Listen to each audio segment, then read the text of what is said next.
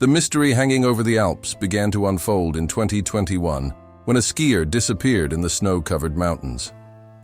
The story of this man's disappearance, seemingly just another victim of an accident on the region's icy trails, would soon evolve into something far more complex and intriguing.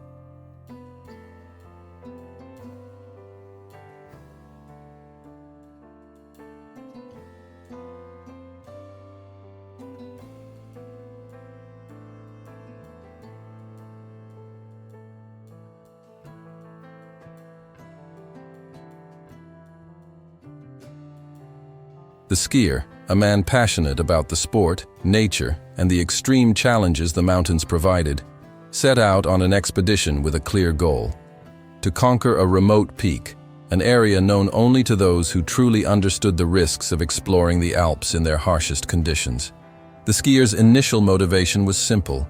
He lived for the biting cold of the snow, to push his limits, and to explore the unknown.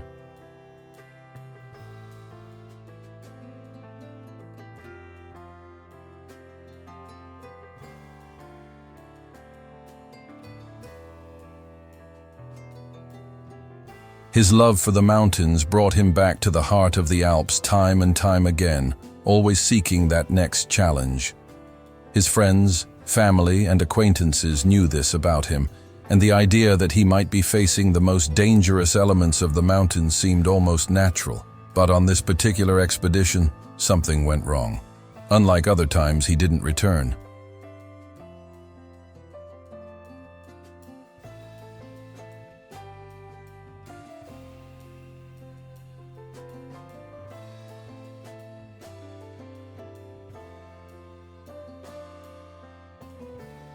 He left no clear clues as to where he might be, just some scattered tracks that didn't explain what had truly happened. His disappearance was a void, an enigma that couldn't be explained by a simple human error or a natural tragedy like a skiing accident. The silence that followed his disappearance was heavy, and the concern grew as the days passed with no explanation.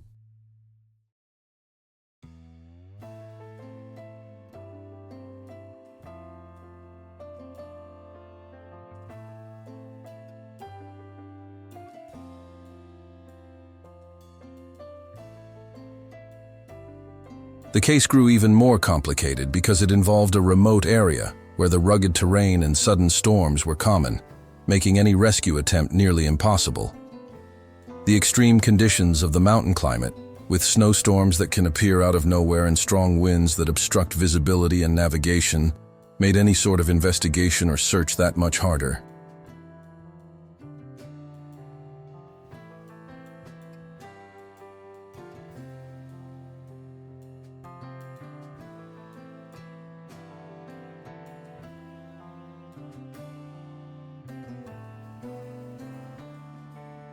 But what the family didn't know at the time was that, while the skier had been swallowed by the mountains, his disappearance wasn't as simple as it seemed. Something else was happening there. Something deep within that vast white expanse, where each snowflake seemed to hide a clue. The mountains, imposing and majestic, held the secrets of a disappearance that only time could explain.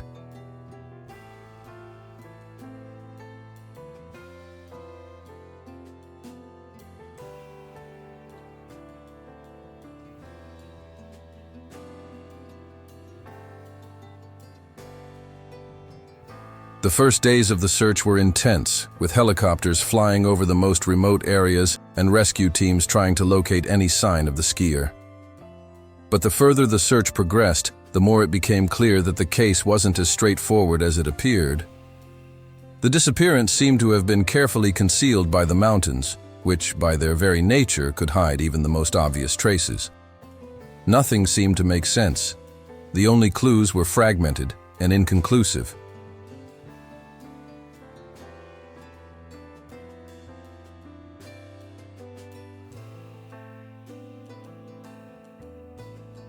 Witnesses claimed to have seen the skier at a certain point, but none of these statements had enough solid evidence to guide the search with confidence.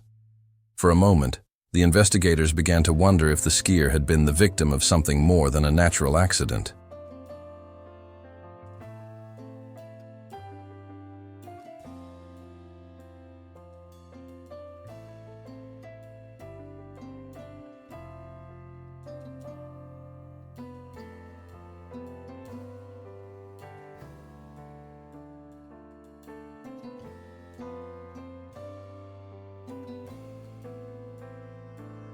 Possibilities started to arise. Had he gotten lost? Or was something more sinister at play? Could he have suffered an accident due to the weather? Or was he facing something intentional, something more malicious? The mystery deepened, fueled by the lack of clear answers and the uncertainty surrounding the entire case. Early speculations came quickly. Some suggested that the skier might have gotten lost due to reduced visibility from the snowstorms.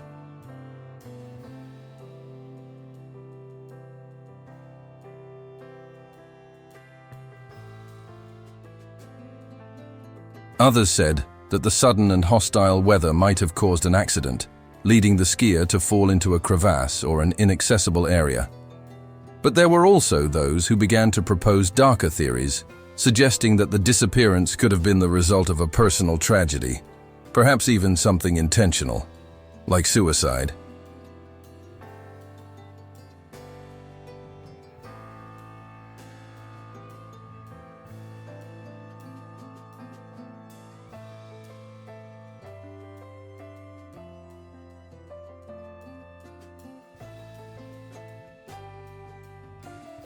However, none of these theories were confirmed, and what began as a search for a missing skier soon turned into a case where mystery and suspense replaced answers. The most obvious, yet terrifying question was, what if the skier was somewhere out there, still alive, battling the relentless forces of nature and the ticking clock? As time went on and the search became more exhausting, the case grew even more tangled. Suspicions increased.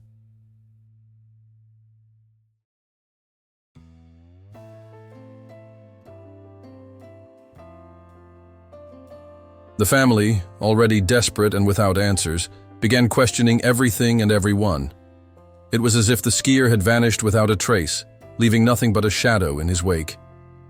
The emptiness left by his absence weighed heavily, and the pain of uncertainty consumed those who loved him the most. The suspense took over the situation. It wasn't just the challenging nature of the Alps at stake. It was also the deeper human emotions: loss, hopelessness, the fear of the unknown.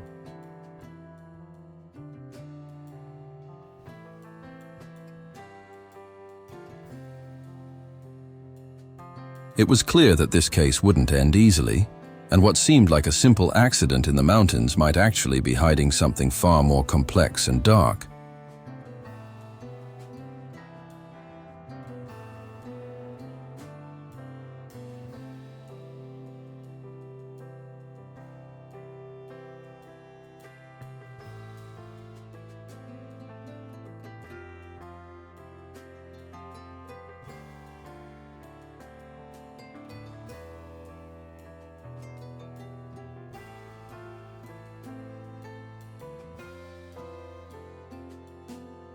What did the disappearance of this skier really mean? Was he truly lost? Or was there something bigger, something more complex behind it? Had nature and its relentless conditions simply consumed the skier, or was the true mystery still waiting to be uncovered? And what if, in fact, he had fallen victim to a tragedy that went beyond what the eyes could see? The search through the snow-covered mountains continued, but the answer remained just out of reach, where the most extreme conditions and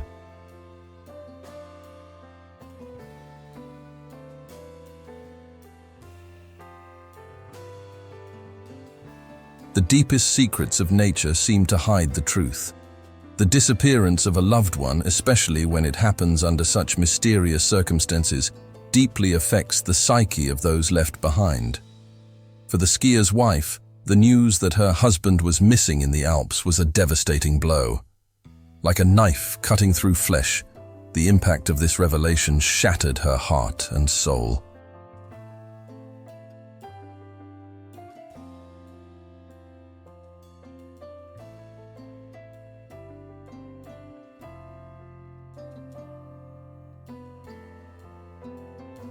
She knew better than anyone the adventurous nature of her husband, but this loss suddenly turned into an enigma of immense proportions.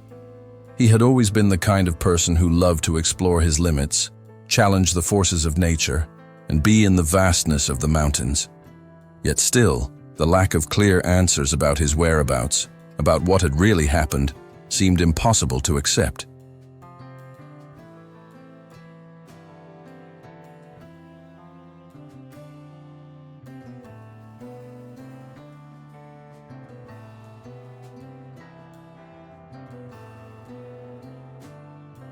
It was as if the earth had swallowed him whole, and she, all alone, was trying to find a way through the pain and the search for the truth.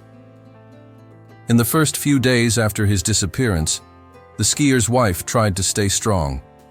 She knew there was still a chance, a small possibility that he was lost, but alive, somewhere in the remote parts of the Alps. That thought became a light at the end of the tunnel, a hope for a different outcome than the tragic one.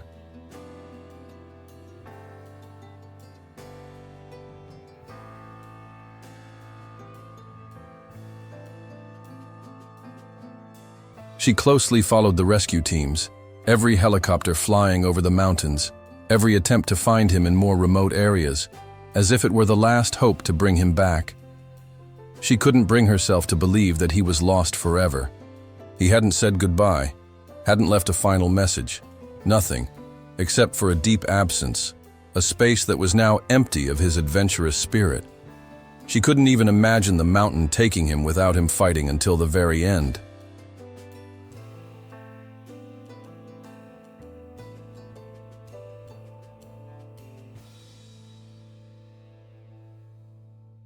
The nature he loved seemed to have become his enemy, and that made the weight of her pain even greater.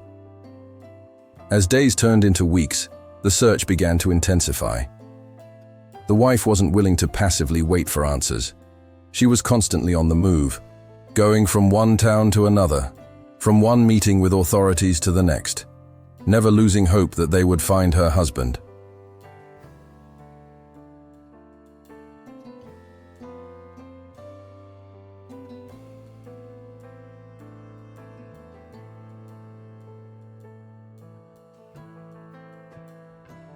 She surrounded herself with all kinds of specialists, mountain guides, experienced climbers, meteorologists, each of them a piece of the puzzle she needed to solve. But with each new day that passed without concrete news, the doubt grew stronger. At some point, she began to question whether the search was being conducted in the best possible way.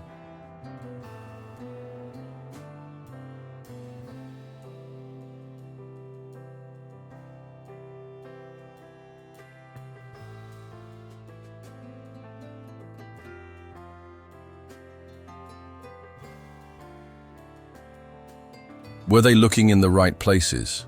Were the rescue teams using the most effective technologies and methods? This uncertainty created unbearable anxiety. The pain of the loss was immense, but the uncertainty of not knowing what had really happened fueled the despair even more cruelly. What could have happened that was so grave that no one could find a convincing clue? During this period of frantic searching, several theories began to surface, fueled by the lack of clear evidence.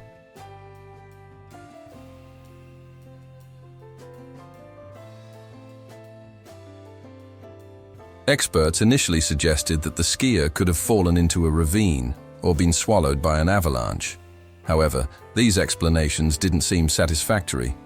The wife wondered if her husband could have fallen so fatally in a place where his experience and knowledge of the mountains might have saved him. He knew how to protect himself in extreme situations, how to assess the terrain and the risks of a snowstorm. Or at least, she thought he did.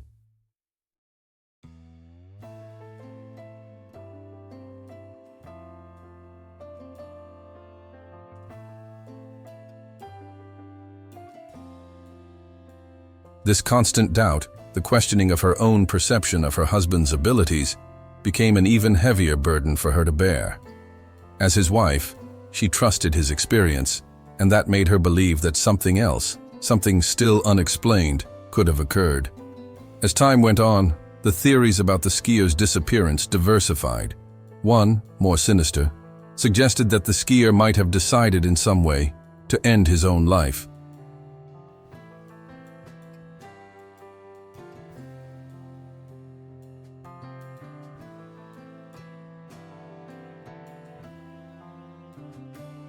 While this was an idea she didn't even want to entertain, the wife found herself compelled to consider the possibility. After all, he was at a point in his life where he was facing many personal challenges. But what seemed more unusual was the fact that the skier had never shown signs of an emotional crisis that could lead him to make such a drastic decision. It was hard for her to believe that.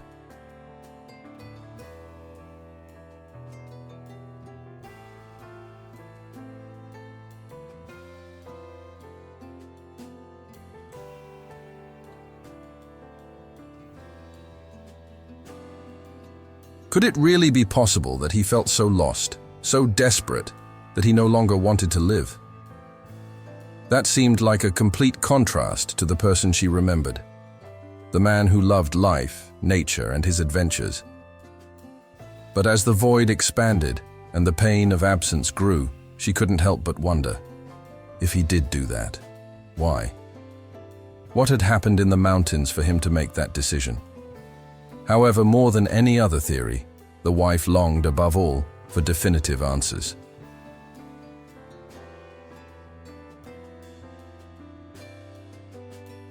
Every small piece of information, no matter how tiny, seemed like a thread to be followed. A clue, something. Interviews with other skiers and people who might have been on the same trails began to bring more fragments of a disconnected narrative. Some said they had heard rumors about the skier before his expedition, like he had been cautious about the weather, always attentive to the details.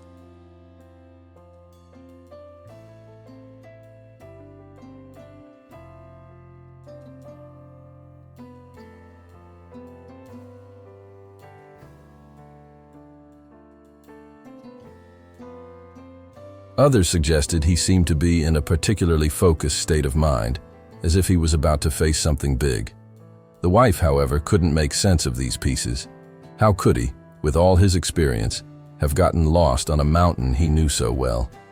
How could he, with all the warning signs he knew, have put himself in such sudden danger? As time went on, she found herself more distant from her husband, but at the same time, more attached to the need for answers.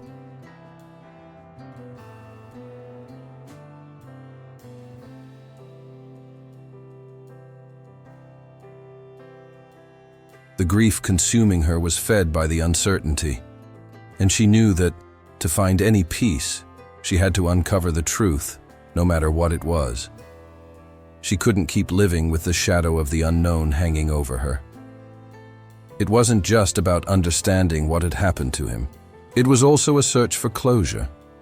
Every step towards resolving the case seemed to lead her to more questions, more theories, more uncertainties.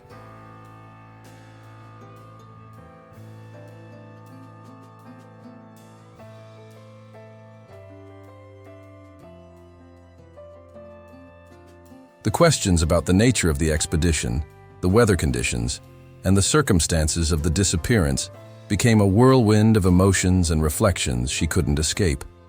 And deep down, she knew that the only way to end this anguish would be to find the truth, no matter how difficult and painful it might be.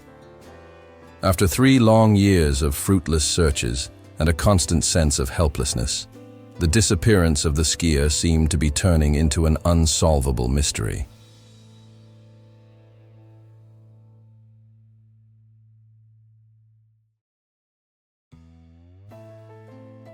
What began with the hope of a safe return turned into a story of anguish and uncertainty, with the absence of clear answers feeding the desperation of everyone involved. The mountains, once the stage for his great adventure, had now become a vast silence hiding secrets much deeper than anyone had imagined. With each passing day, the pain and frustration of the family, especially his wife, grew more intense.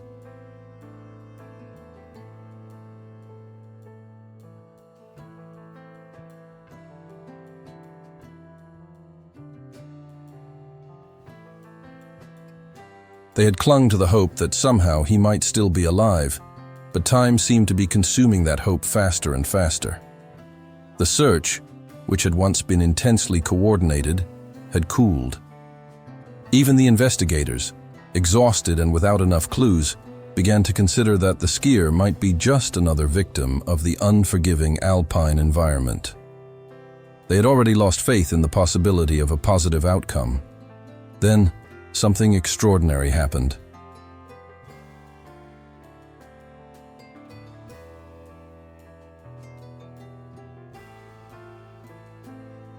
In 2024, exactly 3 years after his disappearance, a crucial discovery was made. A GPS tracker, a device used by mountaineers and skiers to ensure their safety in remote areas, was found by a group of explorers. The tracker, which had been lost in the mountains so long ago, was located in a remote, hard-to-reach area, a place considered nearly impassable by rescue teams due to the treacherous terrain and extreme weather conditions.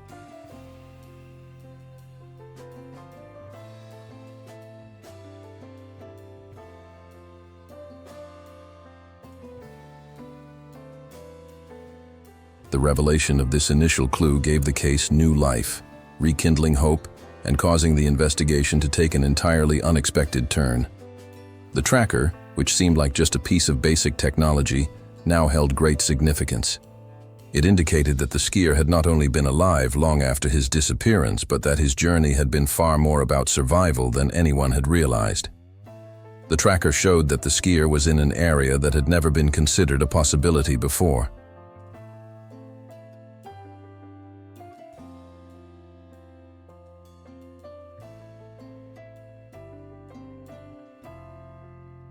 Throughout the search, the rescue teams had focused on more accessible areas, concentrating on more visible and less isolated regions. But this new clue suggested he had moved to a part of the territory that, at the time, was considered inaccessible and unknown, which, to the experts, was a complete surprise. For many, the simple fact that he had survived for so long in the extreme conditions of the Alps seemed impossible.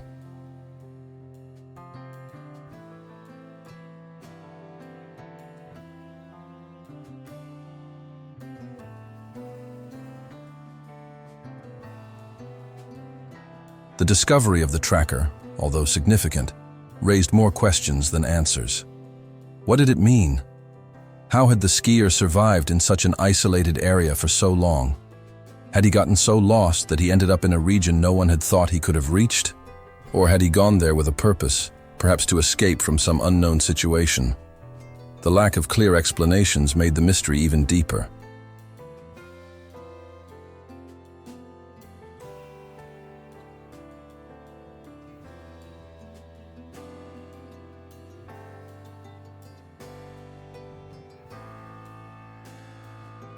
What initially seemed like a breakthrough to clarify the case only added to the complexity of the enigma. What began as a search for simple answers had now turned into a puzzle with multiple pieces, each leading to more questions, more theories, and consequently, more uncertainties. At first, the idea that the skier had survived longer than expected seemed like a relief to the family and the investigation. After all, the hope of finding someone alive always brings a sense of optimism.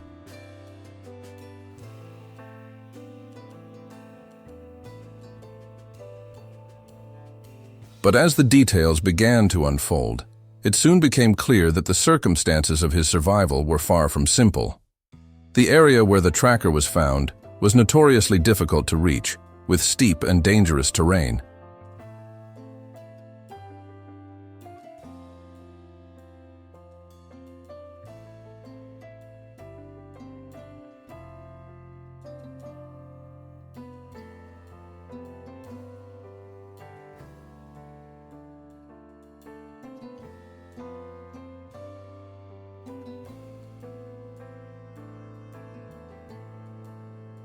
The question that soon arose was, how could someone, especially an experienced skier, have gotten lost in such a remote and dangerous place without any of the rescue teams finding him earlier? Was the skier in a state of confusion? Or had he intentionally gone to this area, perhaps to distance himself from something or someone? There were many possibilities, and none of them seemed to offer a definitive explanation.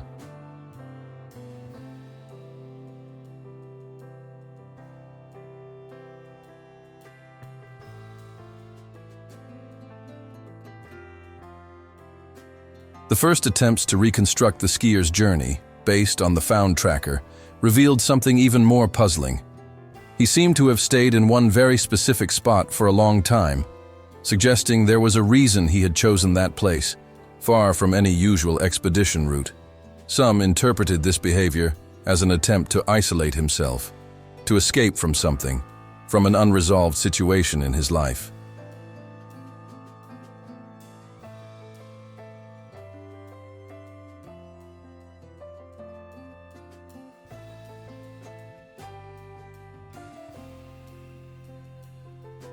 But behavioral experts and mountaineering specialists began to wonder if this could be a reflection of a fatal mistake, a wrong decision amid the stress and pressure of the environment. Perhaps at some point, he believed he was safer in that isolated place, where there was no one to help him, but also no one to rescue him. This theory sparked discussions among investigators, who started to question whether the skier's situation had been more of a tragedy than a conscious choice.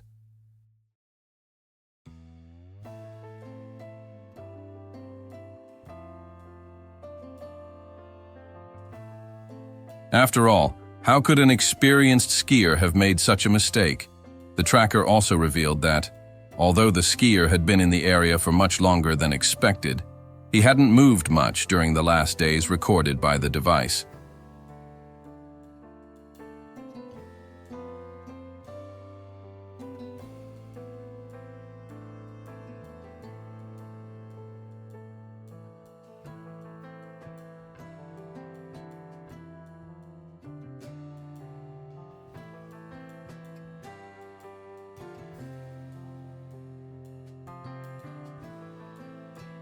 This raised another intriguing question.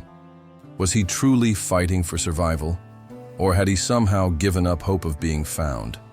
This stagnation in the use of the tracker suggested he was no longer moving, which could imply that he had resigned himself to a tragic fate. The tracker now seemed like another piece that raised more uncertainties than it provided solutions.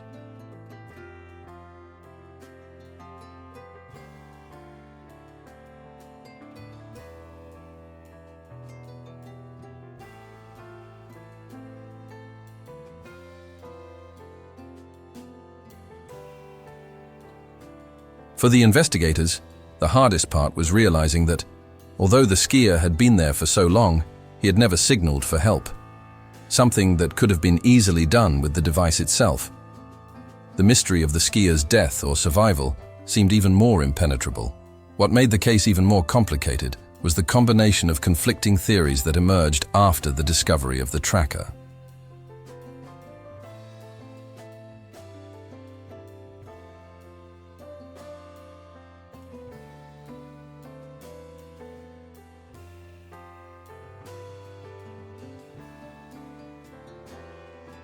On one hand, some believed the skier's death was the result of a tragic accident, a fatality caused by human error or severe weather conditions. Others, however, were increasingly convinced that there was something more to this disappearance, something more sinister and intentional.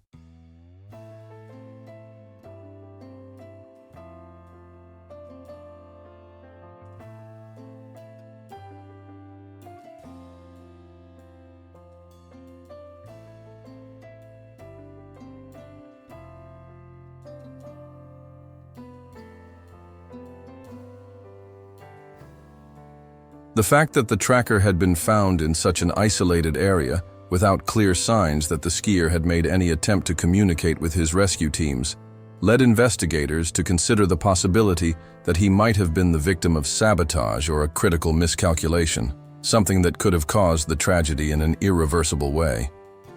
The idea that the skier had been alive for so long but had never asked for help made all possibilities worth reconsidering.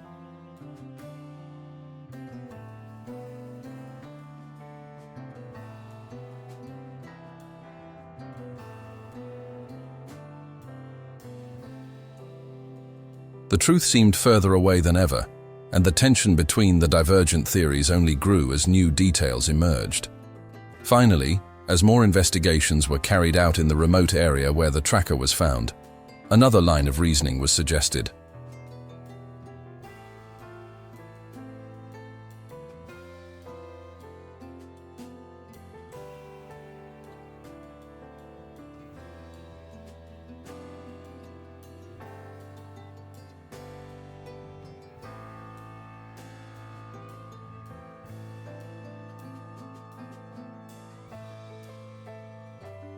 Perhaps the skier had been trying to reach a strategic location, perhaps a region with some important geographical or geological feature, something that hadn't been immediately obvious to the authorities, but that the skier had identified during his previous expeditions. Experts began to study the mountains from a different perspective, as if they were trying to interpret a complex code hidden in nature, and with each new analysis, more questions arose, deepening the mystery even further.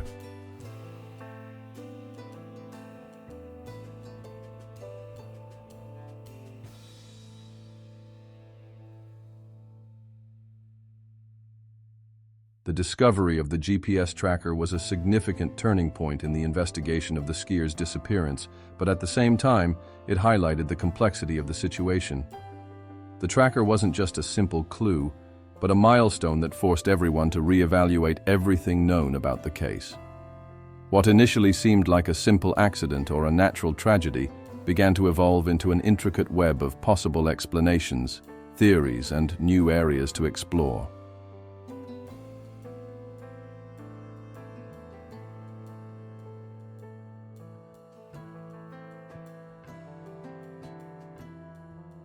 What was once just a search for a missing skier in the mountains had become a multifaceted investigation, involving a range of experts and analyses that would ultimately reveal much more than anyone had imagined about the disappearance. In the days following the discovery of the tracker, the investigative team quickly began to gather specialists from various fields: experienced mountaineers, meteorologists, geographers, and rescue equipment experts.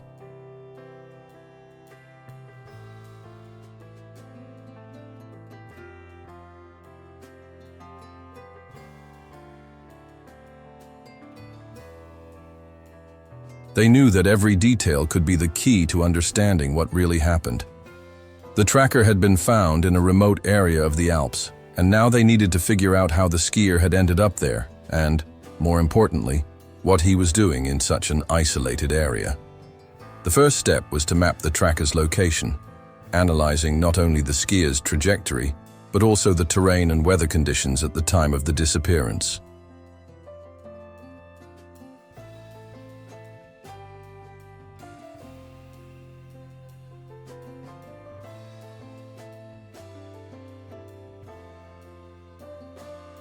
With the help of experienced mountaineers, the investigators began studying the terrain in the area where the tracker was found. The region was known to be extremely treacherous, with steep, difficult-to-reach terrain and frequent sudden snowstorms. The skier, with his experience, likely knew the dangers of the area, but what the specialists couldn't understand was why he had moved to such a distant location, far from the usual ski routes.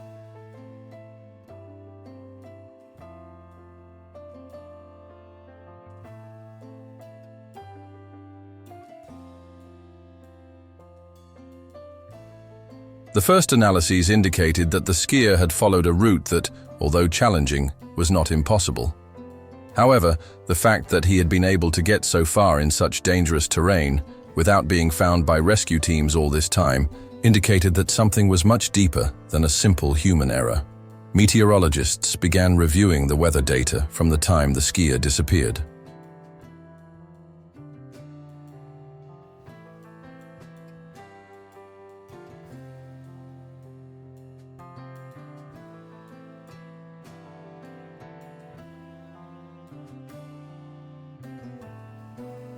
What they discovered was even more disturbing. The weather conditions in the area had been extremely volatile, with sudden snowstorms and strong winds that made both visibility and navigation difficult. But what stood out the most was that, during the time of the disappearance, there had been a window of time when the weather had apparently calmed, which might have allowed the skier to move without being detected.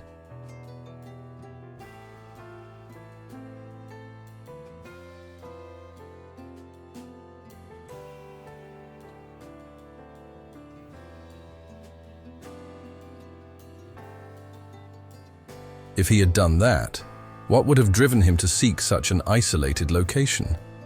Could it be that he had gotten lost? Or on the contrary, had he intentionally sought out this place? The idea that he might have been fully aware of his movements on the mountain sparked intense discussions among the experts. As the investigation progressed, new discoveries started to emerge.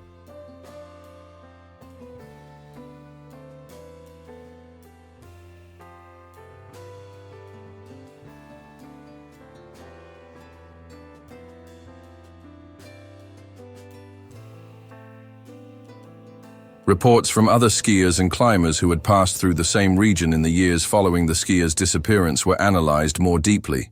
Some reported having found signs of someone who had unsuccessfully tried to make a rescue.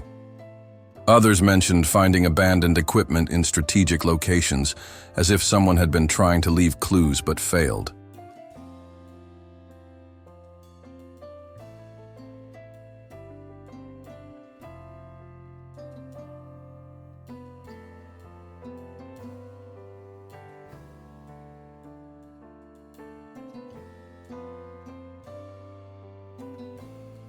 Each of these discoveries seemed to fit into a narrative of struggle for survival, but also of a tragic fate that seemed increasingly inevitable. But the most curious of all was a seemingly insignificant report at first, which caught the attention of a more observant investigator.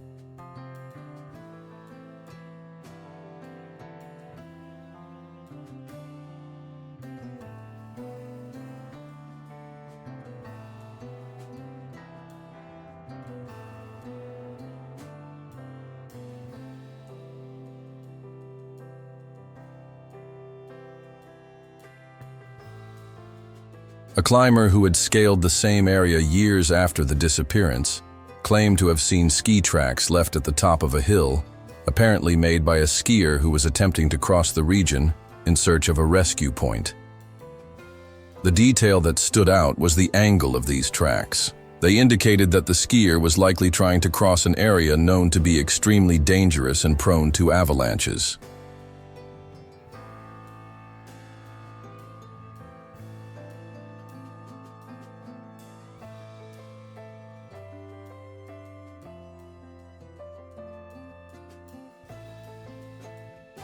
What was most striking was that, despite the risks, the tracks seemed to show a desperate attempt to move forward, perhaps in search of some form of shelter or safety. If the skier had indeed been there, what would have driven him to take such a risk? There was something more to this story than anyone had realized, and the investigators were starting to realize they needed to adjust their line of inquiry. At the same time, another line of investigation was opened.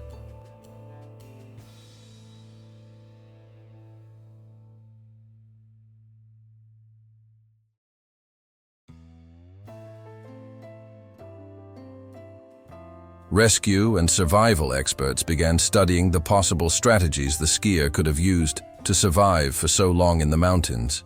The skier, an experienced man, likely knew what to do to protect himself from the harsh conditions. However, what became clear was that he wasn't just trying to survive in the most basic way possible. He had made strategic choices, as if he understood that his only chance of survival depended on finding a specific location or a rescue point.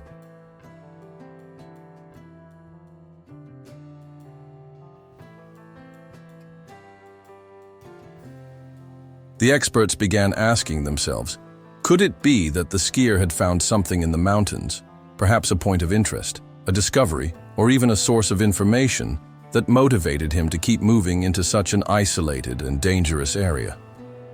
This could explain his insistence on trying to cross such treacherous terrain, as if something larger was at play than just his survival.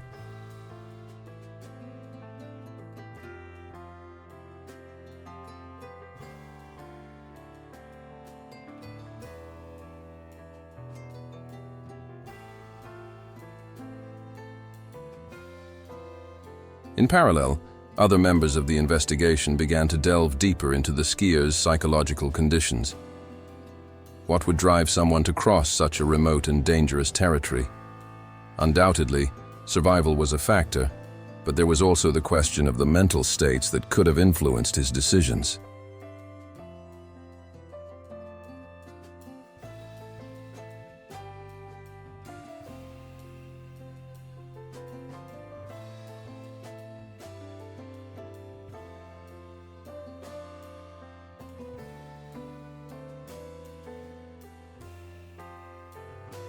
How was the skier dealing with the loneliness and desperation while fighting to survive in such a hostile environment? Psychologists involved in the investigation theorized that he might have entered a state of extreme survival, where his decisions were driven not only by the need to protect himself, but also by the urgency to understand what had happened or to do something that would change the course of his story.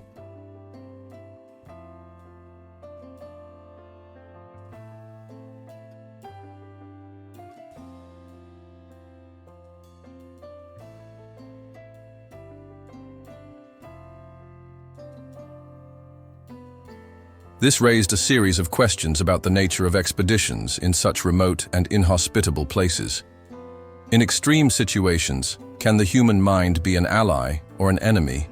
And, more importantly, what had the skier done to survive for so long under such conditions? As the discoveries accumulated, more theories emerged, but none seemed sufficient to resolve the mystery once and for all. The skier, with his experience and skill, had made choices that couldn't be fully explained.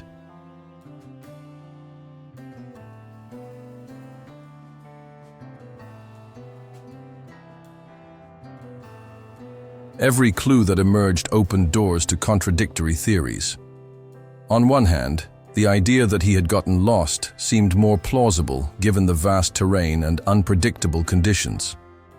On the other hand, his insistence on going to such a remote location, where the chances of being found were almost nil, suggested that he might have been fleeing from something or searching for a truth that hadn't been revealed yet.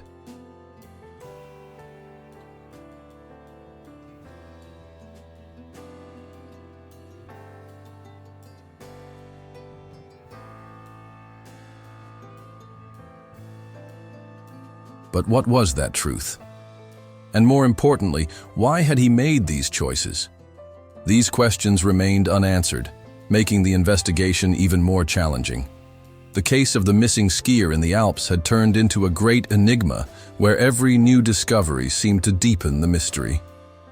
The search for answers was no longer just about finding a lost man, but about understanding what really happened in an expedition that had gone wrong in unimaginable ways.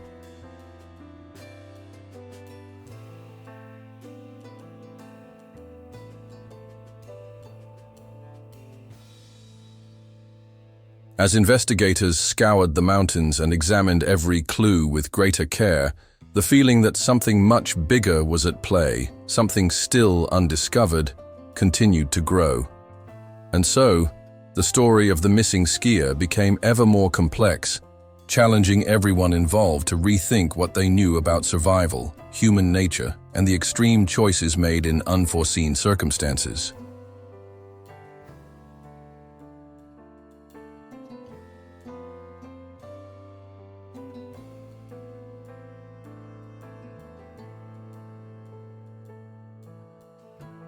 As the investigation into the disappearance of the skier progressed, the case began to take on more complex and darker contours.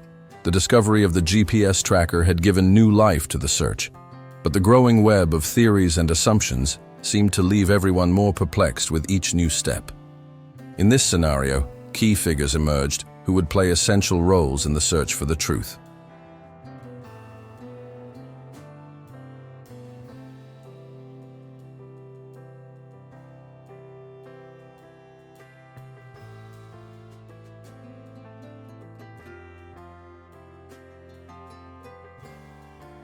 Among them, two characters stood out, not only for their skills, but also for the way they approached the unfolding mystery.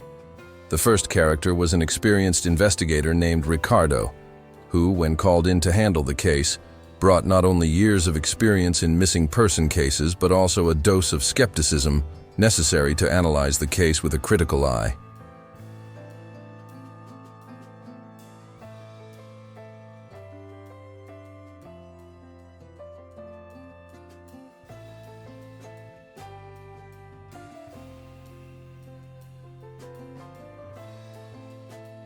Ricardo knew that, as powerful as modern technology and available resources were, the truth about what really happened in situations like this often hid in the details, in the small things others might overlook. His focus wasn't on the more obvious evidence, but on the points that, until that moment, seemed irrelevant. As he often said, in investigation, the key is often in what no one wants to see, because everyone is looking for the wrong answer.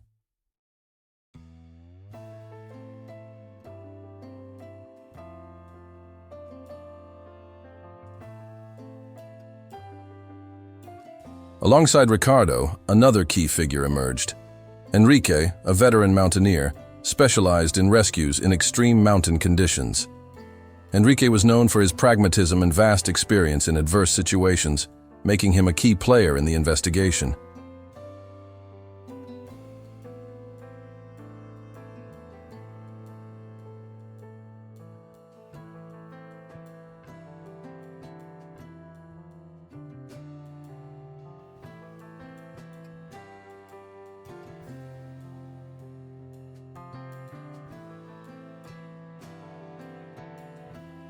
He knew better than anyone how treacherous the mountain elements could be.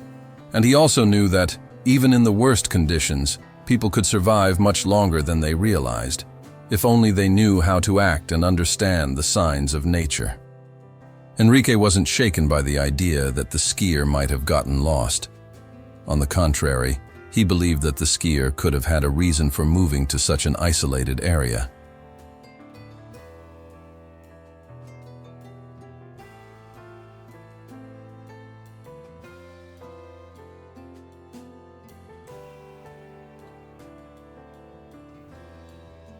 However, with each new clue, Enrique became more convinced that something else was at play here, something that couldn't be explained by the mountain's conditions alone.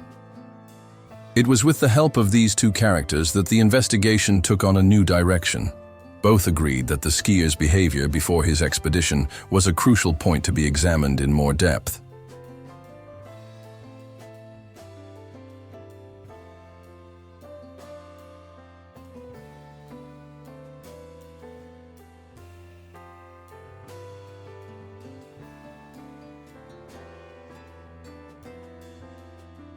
It was at this point that the first interviews with people close to the skier revealed information that, while initially seeming trivial, began to cast new light on the case. One of the most revealing interviews was with a close friend of the skier, who described a change in his behavior in the weeks leading up to the expedition.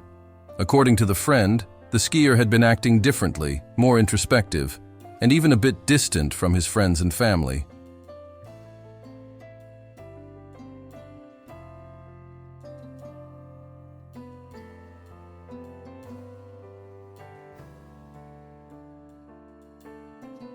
There was a restlessness in his gaze, a tension that wasn't typically his trademark. In casual conversations, he briefly mentioned the expedition, but he didn't seem as excited as he usually was before other trips.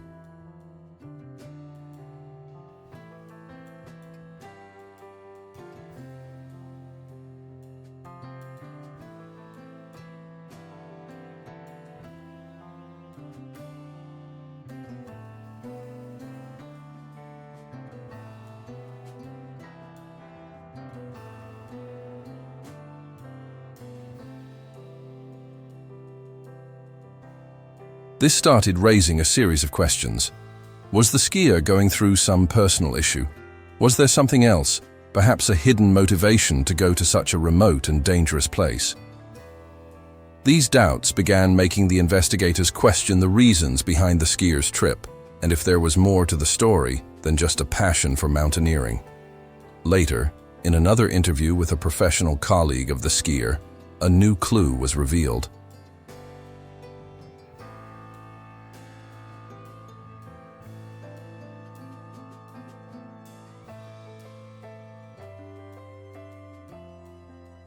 The colleague shared that, a few days before the trip, the skier had mentioned a specific area in the Alps, a remote place he had always wanted to explore. This colleague, who had already done a few expeditions in the same mountains, was surprised by the skier's choice, as that location was notoriously dangerous and hard to access. He asked his friend if he was sure about wanting to risk going there, and the skier responded evasively, almost as if trying to avoid the subject.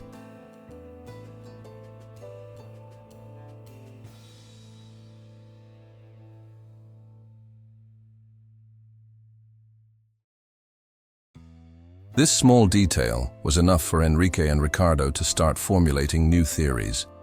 It seemed that, for some reason, the skier was willing to go beyond what his experience and skill would normally allow.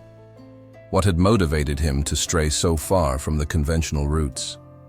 With these new clues, the investigation took a new turn.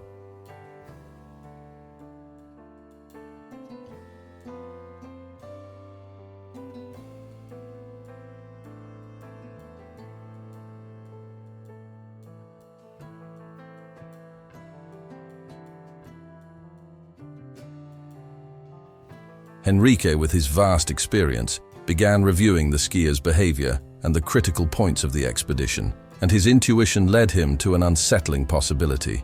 What if the skier had been more intentional in his route choices? What if he had moved to that remote point in the Alps because there was something more to discover, something he believed he could find in the depths of the mountain? This theory raised even deeper questions about the skier's behavior.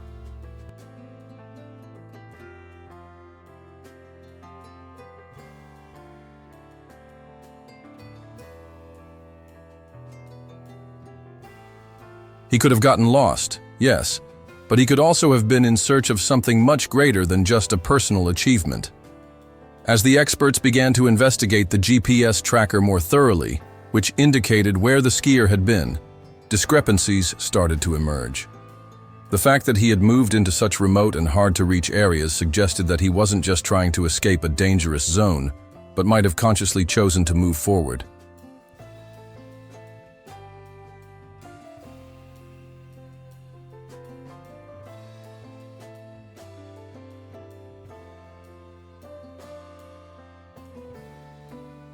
This became even more intriguing considering the skier had left minimal traces, which suggested he wasn't in panic or trying to be found, but rather moving with some kind of clear, calculated intention. This raised suspicions that something much more complex was at play, something no one had predicted. As the investigation progressed, new characters began to appear. Among them was a member of a previous expedition, who came forward as a key witness.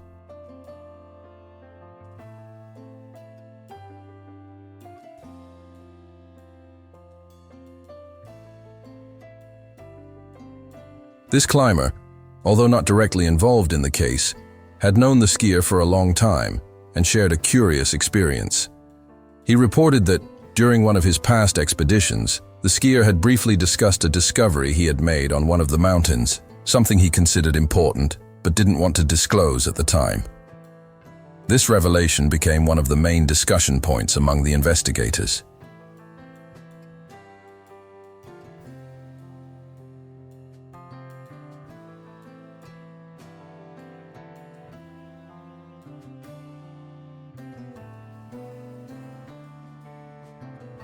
Could it be that the skier had made a significant discovery in the mountains, something that had led him to return, even if it meant risking his life?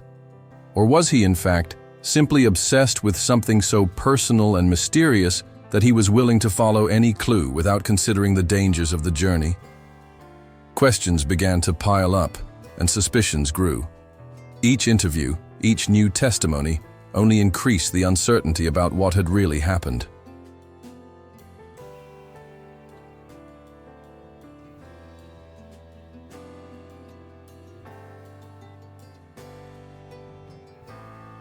Investigators began to realize that the skier, though cautious and skilled, might have gotten involved in a situation beyond his control. Was he searching for something? Or was he simply trying to escape? Theories about the reason for his expedition took various directions, and with that, the mystery of his disappearance became even deeper.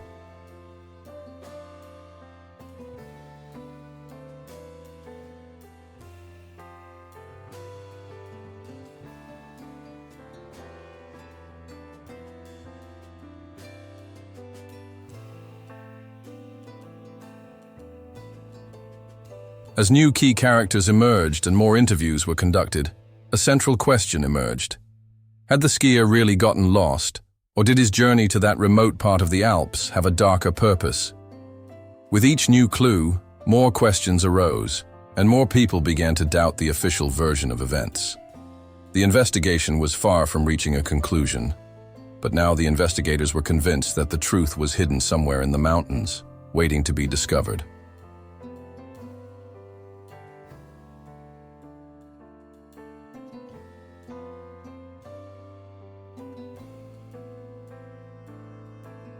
As the investigation into the disappearance of the skier unfolded, new details began to emerge, giving investigators an even more intricate perspective on the skier's disappearance. What had seemed like a simple accident in the Alps was now turning into a much bigger mystery, a web of events and decisions intertwining in complex ways.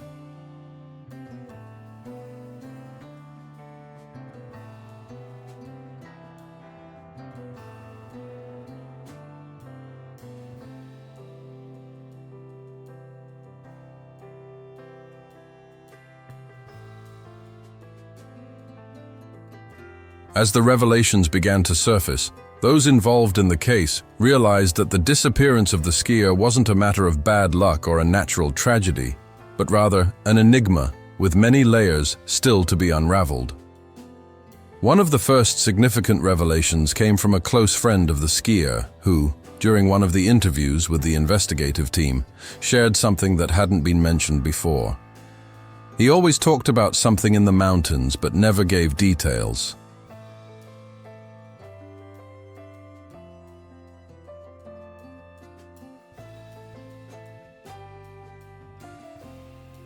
Something he wanted to find. It didn't seem to be just about skiing or overcoming extreme conditions. There was another motivation. These words shed new light on the situation. Throughout his life, the skier had always been known for his passion for mountain challenges, but this other motivation mentioned by the friend opened a door that investigators hadn't considered before.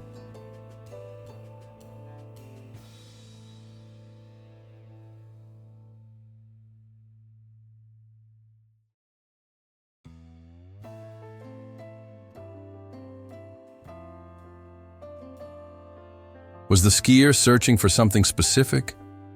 Was he after a discovery, something deep in the mountains, perhaps even a revelation he considered important but hadn't shared with anyone? Ricardo, the lead investigator, became obsessed with this clue. He knew that the reason for the skier's disappearance could be something beyond a simple skiing accident.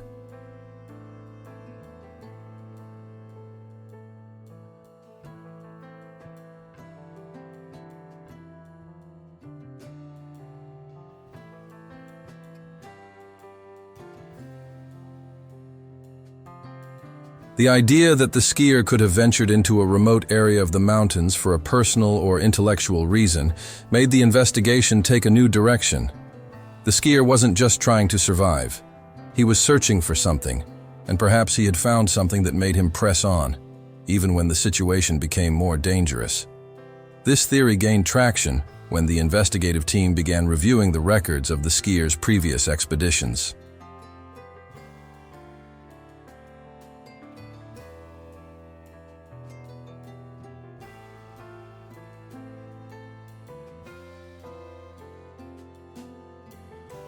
A mountaineer who had worked with him on an expedition a few months before the disappearance reported something peculiar. During that expedition, the skier spent more time than usual examining a rare geological formation in the mountains. According to the mountaineer, the skier seemed particularly interested in this formation, almost as if he were trying to discover something.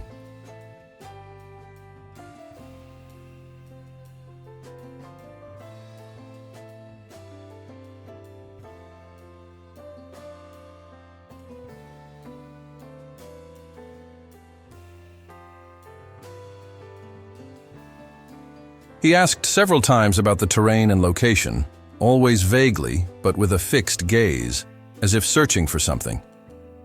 This behavior, though peculiar, wasn't taken seriously at the time.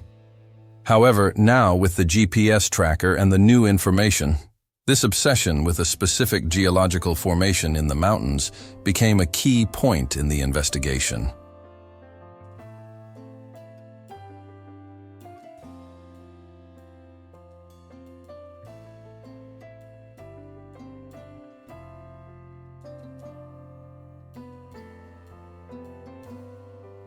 By delving into the archives of maps and geological records of the area, the investigative team discovered something that left everyone stunned.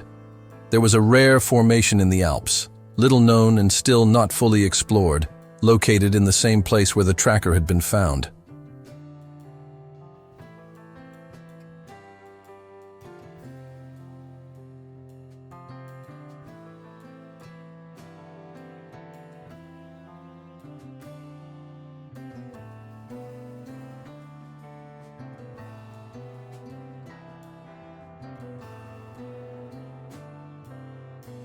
The discovery that the skier might have been drawn to this mysterious formation made the investigators wonder if he was searching for something more, perhaps something no one else knew, but that he believed was vital or revealing.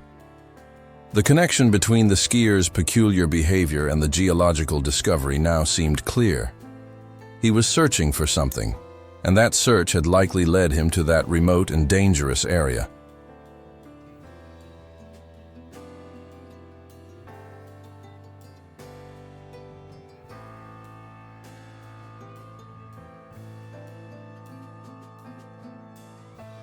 But what exactly had he found or expected to find? That was the question no one could answer, but it now seemed to be the key to understanding the disappearance. Tensions within the investigative team began to grow as new clues emerged. Ricardo, the lead investigator, felt increasingly convinced that the skier's death was far from a trivial accident.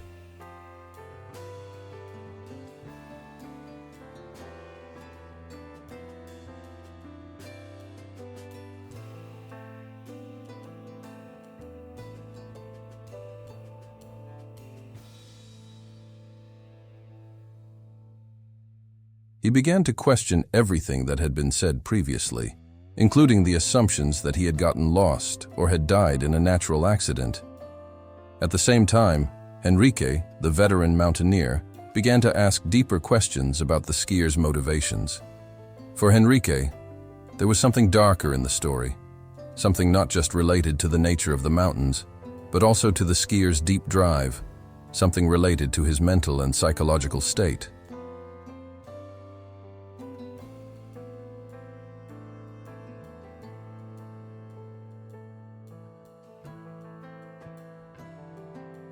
Enrique believed that at some point, the skier might have made decisions that weren't just about survival, but about an obsessive desire to understand something beyond what people normally sought in the mountains.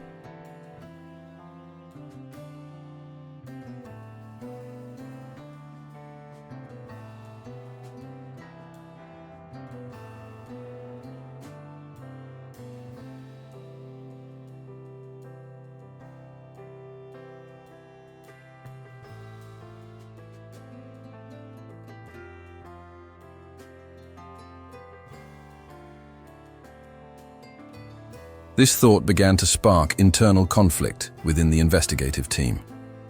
Was the skier really a victim of his own obsession with answers, or was he being manipulated by something bigger, something he didn't fully understand?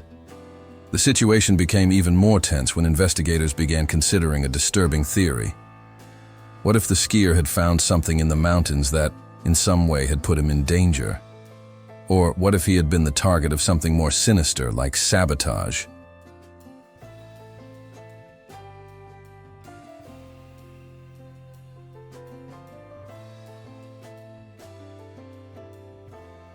The idea that the skier might have been manipulated or led to make fatal decisions fit with many of the clues that had emerged.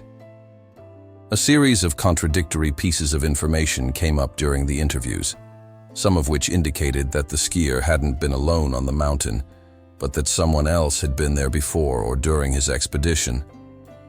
These clues weren't clear, but they began to create a sense of mistrust among the investigators.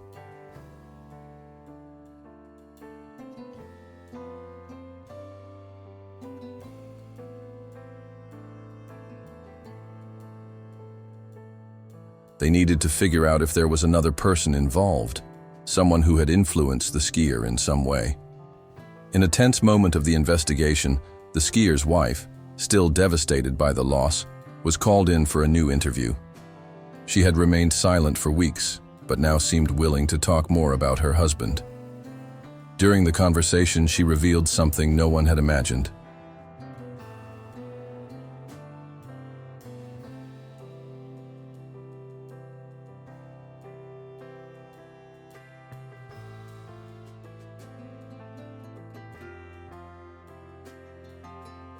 She said that in some of the last conversations she had with the skier before the expedition, he mentioned being worried about an important discovery in the mountains. He didn't explain what it was, but his concern was evident. This was a shock to everyone involved, as until then, the idea that the skier was searching for something big in the mountains hadn't been considered a plausible possibility.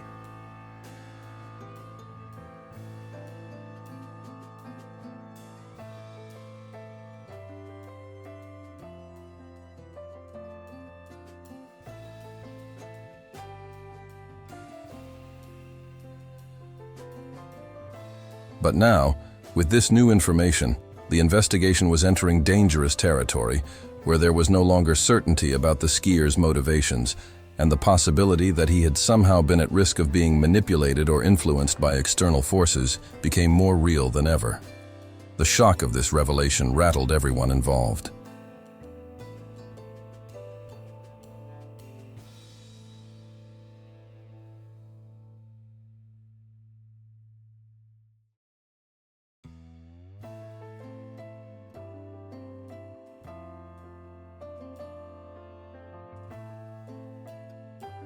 Ricardo and Henrique began to ask themselves, had the skier gotten lost, or was he being guided by something bigger, something he couldn't control?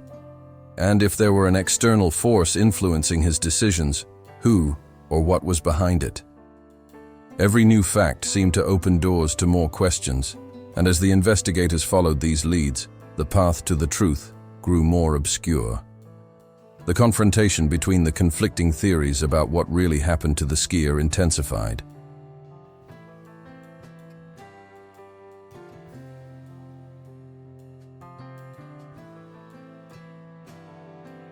Was he really in search of a hidden truth in the mountains?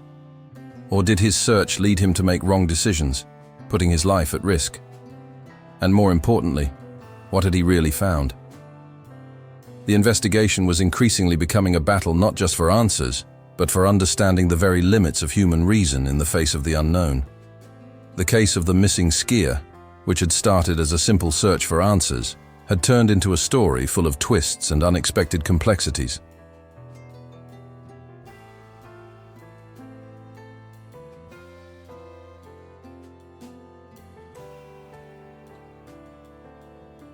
What had once seemed like just a tragic accident in the Alps was now revealing itself to be a deeper mystery, full of doubts and unresolved mysteries.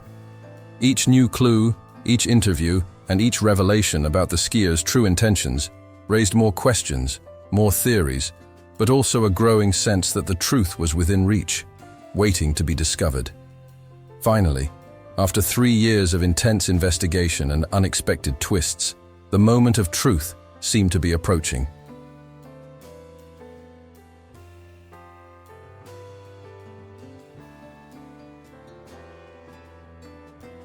A new expedition was organized with the expectation that it would bring the final answer about what had really happened to the skier.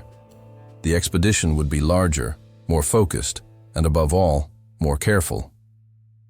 The GPS tracker, found in a remote area of the mountains, indicated a specific location where, according to records, the skier had been during the last days of his journey.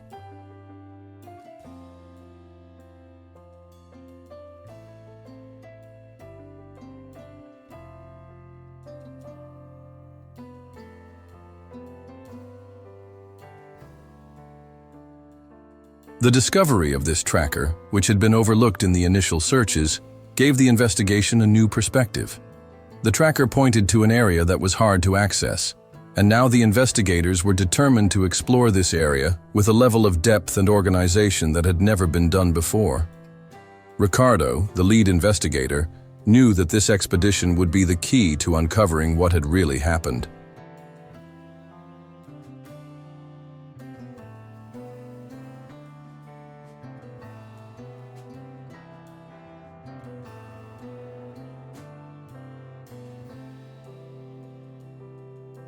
He had prepared himself to face the challenges that would arise, but he also felt the pressure that time was against him. The more time passed, the more the skier's story became a symbol of an unsolved mystery, and the risk of never finding the truth became an increasingly real possibility. However, he was determined. He felt that finally he had the right clues and the right team to solve the case.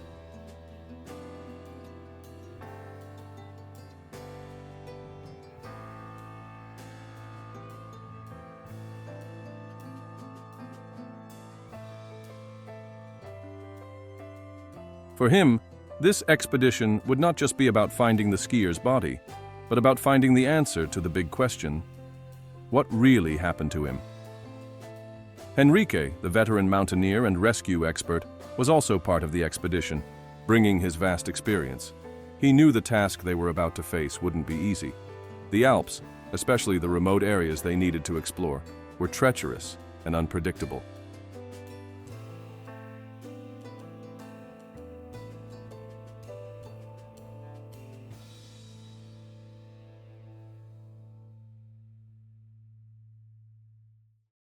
Sudden snowstorms, strong winds, and unstable terrain could turn the expedition into a nightmare.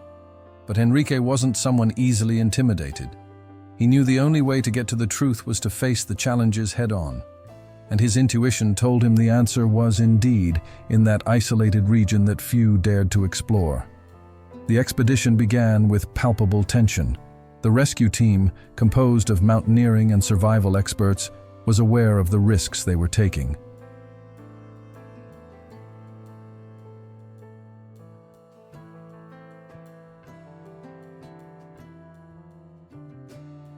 They weren't just dealing with nature, but with the fact that the skier had ventured alone into an extremely dangerous area, which could mean he was in a desperate situation, or if still alive, running a great risk of not surviving any longer. The new expedition not only placed them in physical danger, but also in mental danger. Everyone was aware that, if they found anything, it would be both an exciting and terrifying discovery.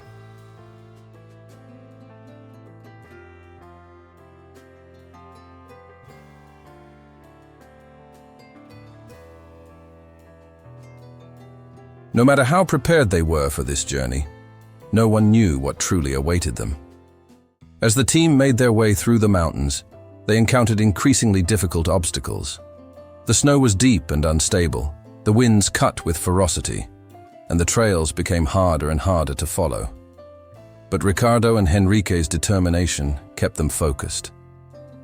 When they finally reached the area indicated by the tracker, the tension within the team was palpable.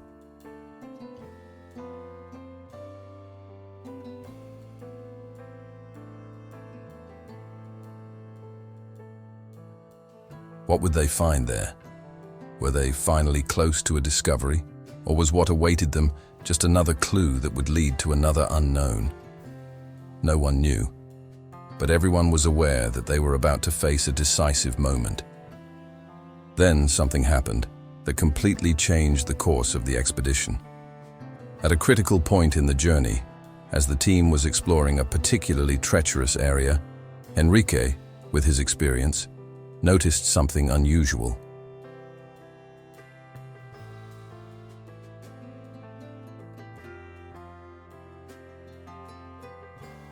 A small detail, almost imperceptible, but it caught his attention. Among the rocks and the compacted snow, he found a mark, a ski mark, followed by a series of footprints, as if someone had dragged themselves through the area toward a specific point.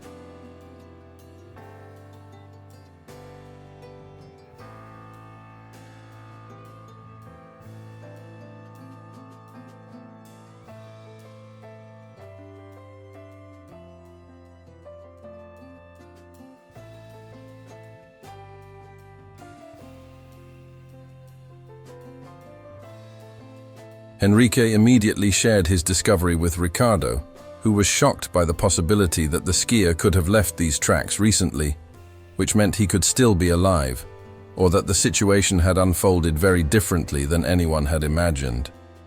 The ski tracks seemed to have been made recently, and by following these footprints, the team reached a natural cave that was partially covered with snow.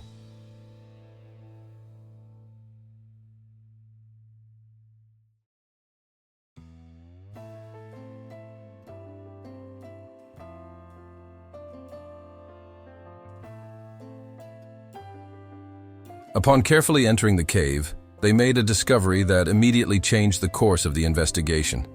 Inside the cave, there was equipment left behind, including a backpack, some ski items, and a small improvised shelter. But what truly surprised everyone was what was found alongside the equipment: a pile of documents, maps, and notes written by the skier himself. They were covered in snow and a bit damaged, but still legible enough for the team to begin analyzing.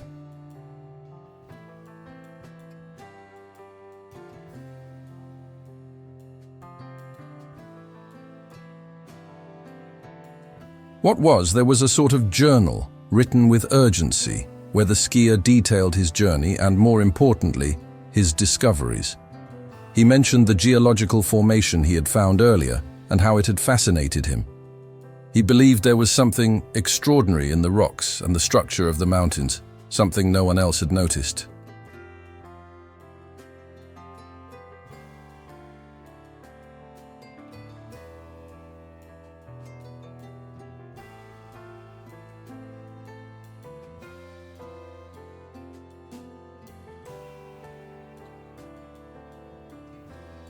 The skier had also recorded his doubts about the safety of the area and about the behavior of the people he had encountered during previous expeditions. But what really stood out in the records was the skier's conclusion. He believed he had made an important discovery, one that could change the way people viewed the Alps mountains, and somehow he was determined to finish what he had started, no matter the cost.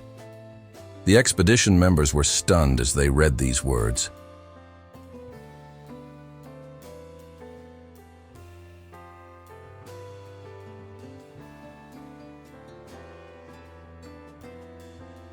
Everything they knew about the skier's case was being challenged by this simple discovery. The skier had not been a victim of a random accident. He had ventured out to make a scientific or personal discovery of great importance, something he believed was far greater than just a ski expedition. This raised a new set of questions.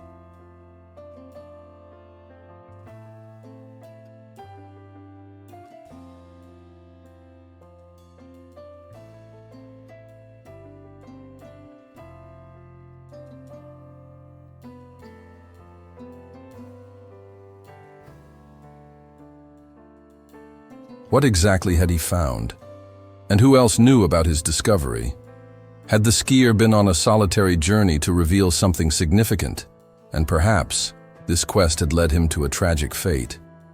With the discovery of the journal and the documents, the expedition reached its climax. The investigative team now understood that the disappearance of the skier was not the end, but the beginning of a bigger story. A story of mystery, obsession, and perhaps even danger.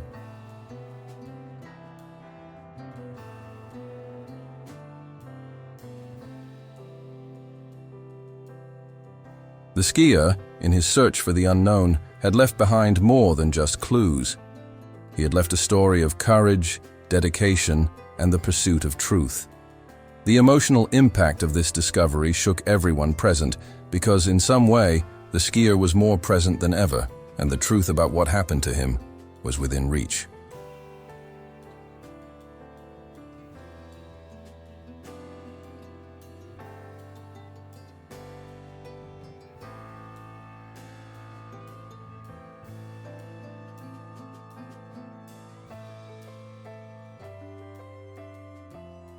But the big question remained. Had he found what he was looking for? And if so, what was the price of that discovery? The truth finally began to emerge, but it brought with it a weight that no one could have predicted. After months of investigation and unexpected twists, the discovery of the diary and documents left behind by the skier revealed more than just the details of his journey in the mountains. The skier hadn't been in search of a simple adventure or another challenge in the mountains.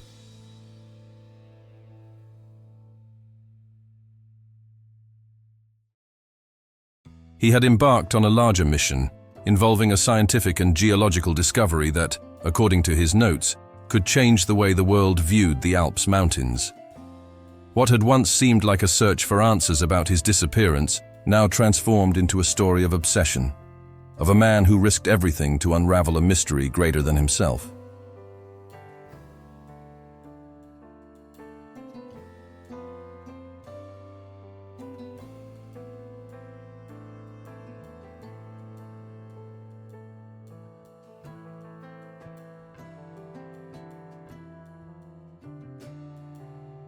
Based on the information found in the diary, the investigation team was able to map out what the skier had done in the weeks leading up to his disappearance. The skier hadn't disappeared due to a trivial accident, but because he had ventured into unknown territory in search of something he believed to be of immense importance. The geological discovery he repeatedly mentioned seemed to be the focal point of his mission.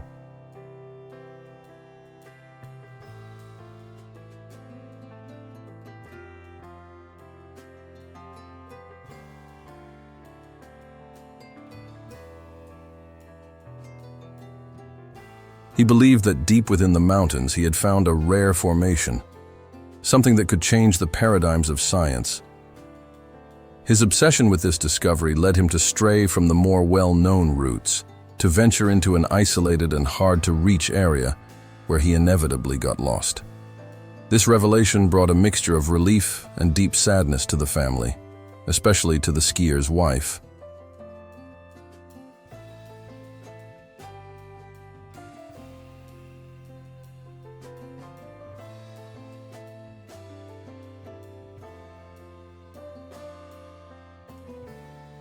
She had always known that her husband had a deep passion for challenges, but she never imagined that this passion would lead to such a tragic end. While she was finally understanding the motivations behind his journey, the pain of the loss didn't disappear. She found herself in a complex position as, at the same time that she understood her husband's determination, she was also devastated by losing someone so important to her, all because of an obsession he hadn't fully shared with anyone.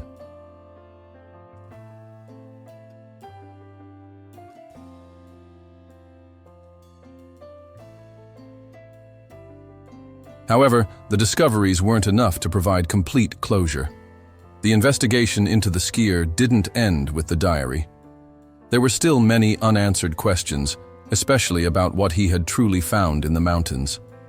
Although he had documented his geological discoveries and had made it clear that something significant was there, the documents didn't provide a clear answer about what he believed he had found. For the investigators, this remained an unsolved riddle.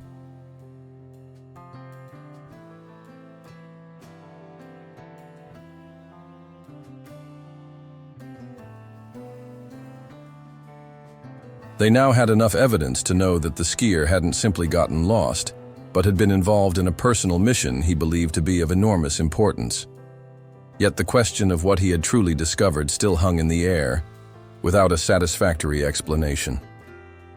Justice, in some sense, was served in a technical way. However, the moral implications of the situation left those involved with a feeling that the truth, though revealed, couldn't bring a true sense of justice.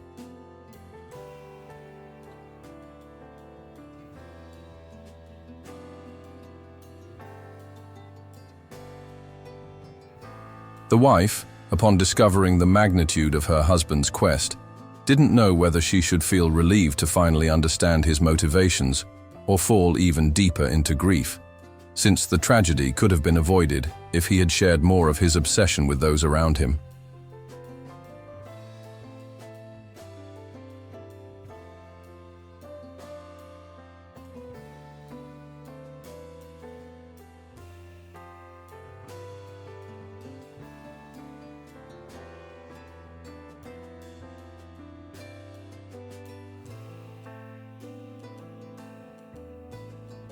The skier had risked everything for something he believed was bigger than himself, but the question that no one could answer was it really necessary? Was he willing to pay the ultimate price for a discovery that no one else could understand? Furthermore, The discovery that the skier had been drawn to something bigger than a simple personal expedition also raised another disturbing question.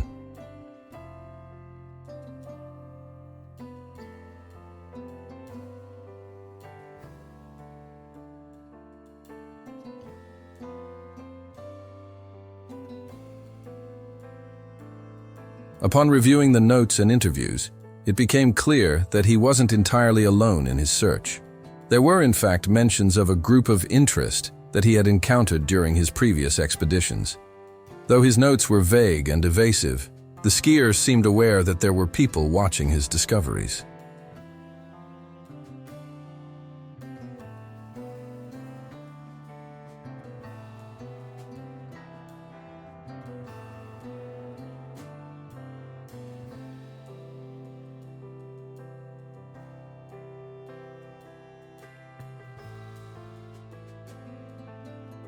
This, to the investigators, raised an even more complex hypothesis. Could the skier have been manipulated by external forces? Or perhaps he had gotten involved in something he didn't fully understand? The idea that he had been manipulated or lured to the mountain by unknown interests left the investigators with a bitter taste, as though there was more to the story than they could perceive.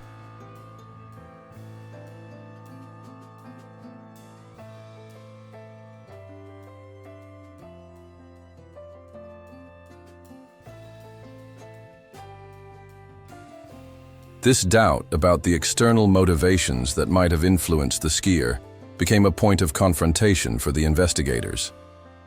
Ricardo, the lead investigator, found himself divided. He believed that the skier's death was the result of his obsession and his own choices, but he also couldn't help but question if there was more behind it. The skier hadn't just gotten lost in the mountains. He had been drawn to an unknown territory by a mystery that seemed to involve more people.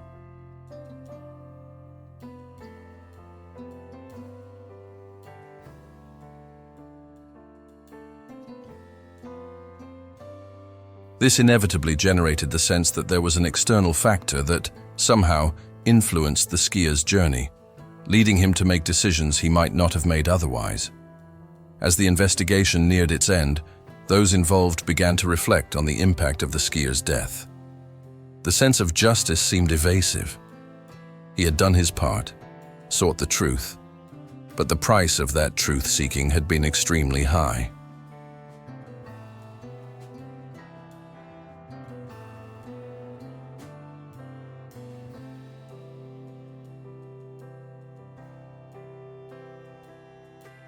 The investigative team felt that true justice couldn't be achieved just by finding answers, but also by gaining a deeper understanding of the choices people make in pursuit of their goals. For the family, especially the wife, the answer to what happened didn't provide complete comfort. She now knew what had motivated her husband, but that didn't diminish the pain of his absence. The tragedy was still there, palpable, and justice seemed like nothing more than a distant abstraction.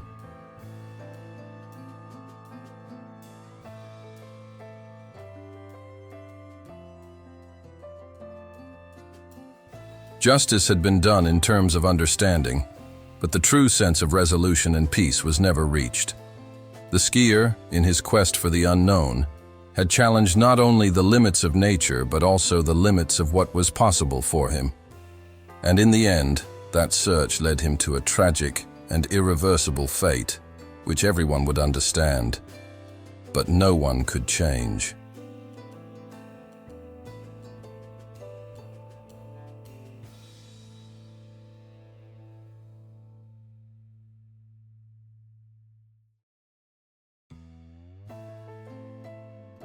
The Alps mountains, with their beauty and dangers, became a silent witness to what he had risked, and to what the truth, no matter how clear, couldn't erase. The outcome of the search for the skier, finally revealed, brought with it an ambiguous feeling of relief and sadness, a closure that didn't seem complete. For his wife, the truth about what had happened to her husband, though enlightening, did not bring her the peace she had imagined.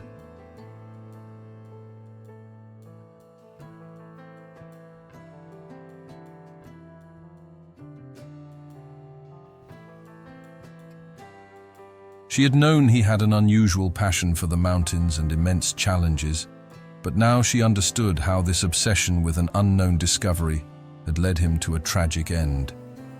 During all those months of searching and uncertainty, she had been lost in a whirlwind of emotions, trying to understand what had happened, but she never knew if her grief was for the loss of his company or for the lack of answers.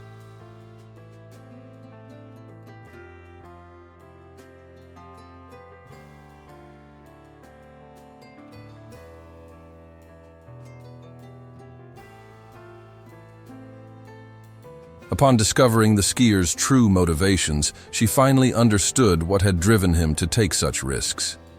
He wasn't in search of simple glory or adventure. He was searching for something greater than his own life. He believed his discoveries in the mountains could change people's understanding of the natural world, a mission that seemed to occupy his entire mind. But the price he paid for this obsession was immense.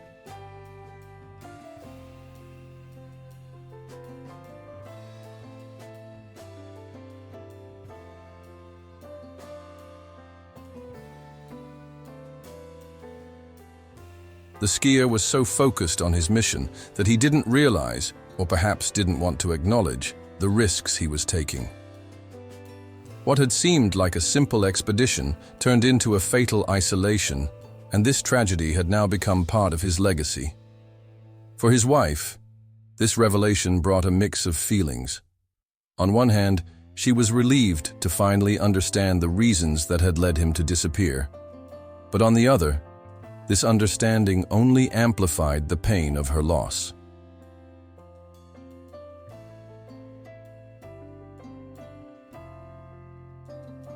She knew he had an obsession with discovery, but this had never been completely clear to her. Now, with the words written in his journal, she could see more clearly the depth of her husband's quest. However, this vision came with the loss of a person who had been in search of something far beyond himself. He never had the chance to share everything he had discovered, and this thought seemed to weigh on her more than anything else.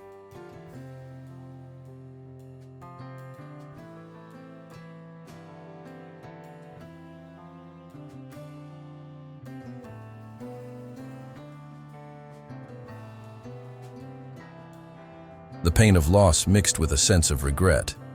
He really believed he was onto something huge, but he went so far, he never came back. For the investigators, especially Ricardo and Henrique, the conclusion brought a sense of relief, yet at the same time, frustration.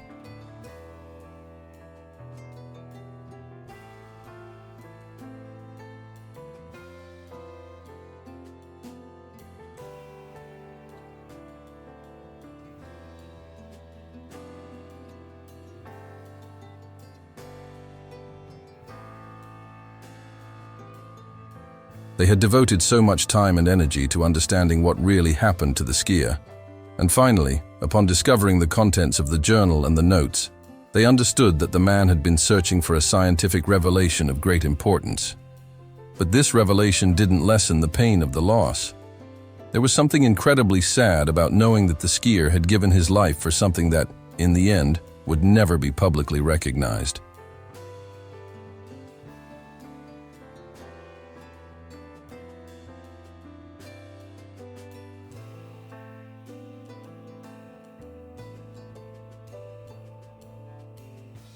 Even if the skier had found something important, he had died in a remote, isolated location, without leaving a clear clue of his discovery for the world.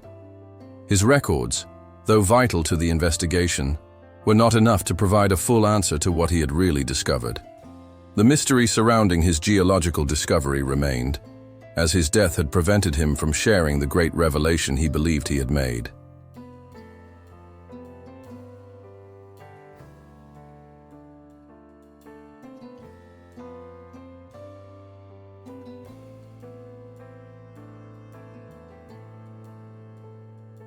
The investigators found themselves reflecting on what the relentless search for truth really meant.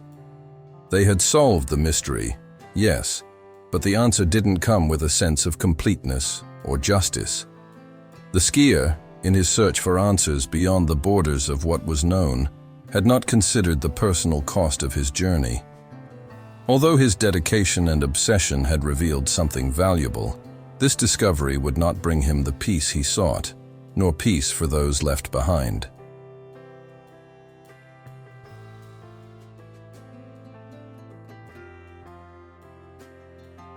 The question everyone asked was, could the skier's death be justified by something he believed was more important than his own life? Or was he, in the end, a victim of his own obsession? Yet despite the sadness that permeated the situation, there was also a deep respect for the skier's courage and determination. He had challenged nature, and perhaps even his own limits, to find something he considered the key to a greater understanding of the world.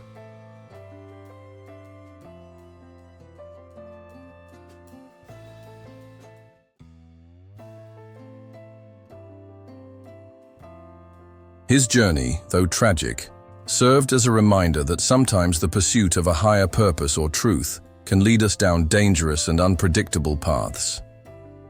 This reflection on the limits of obsession and the search for knowledge, which often blinds us to the consequences of our actions, was one of the main legacies left by the skier. And for his wife, the outcome didn't mean she had found the emotional closure she so desperately sought.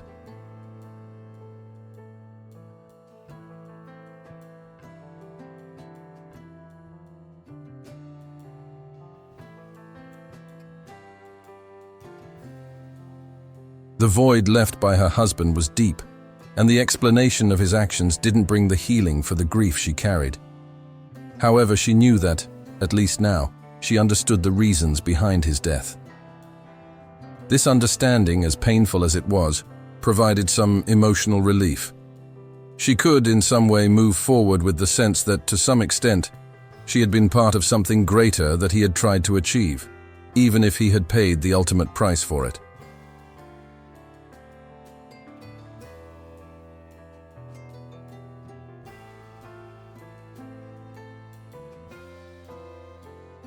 She could finally find a way to honor his memory, not just as the man who left, but as the explorer and thinker who risked everything for a greater truth.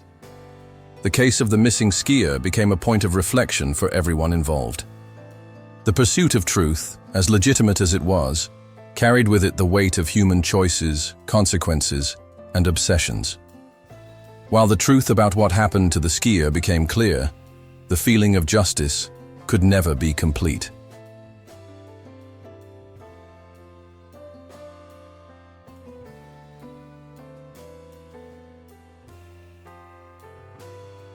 He had given his life for something he believed was vital, but at the same time, he had lost everything in the process. And the world, upon discovering the magnitude of his search, was still left with an unanswered question. How far can we go in search of the truth without losing ourselves along the way?